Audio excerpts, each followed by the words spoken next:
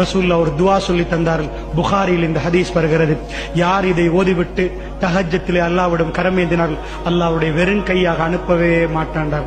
லா இலாஹ இல்லல்லாஹு வஹ்தஹு லா ஷரீக லஹு லஹுல் முல்கு வ லஹுல் ஹம்து வ ஹுவ அலா குல்லி ஷைஇன் கதீர் வல்ஹம்துலில்லாஹி வ சுப்ஹானல்லாஹி வ லா இலாஹ இல்லல்லாஹு வல்லாஹு அக்பர் வ லா ஹவ்ல வ லா குவத்த இல்லா பில்லாஹ் என்று யார் தஹஜ்ஜத்திலே எழும்பி 2 ரக்காத்துகள் தொழுதுவிட்டு அல்லாஹ்விடம் கையேந்தினார்கள், அல்லாஹ் மீது ஆணையாக அவரை வெறும் கையோடு அல்லாஹ் அனுப்ப மாட்டான் என்றார்கள் ரசூலுல்லாஹி ஸல்லல்லாஹு அலைஹி வஸல்லம். அல்லாஹ்வுடைய நல்லடியார்களே, அல்லாஹ் ரப்புல் ஆலமீன் முதல் வானத்துக்கு இறங்கி என்னுடைய அடிமைகளே நீங்கள் பாவ மன்னிப்பில் ஈடுபடுகிறீர்களா என்று கேட்கிறான் என்றால் அந்த மன்னிப்பில் ஈடுபடுவதற்கு நாங்கள் தயாரா?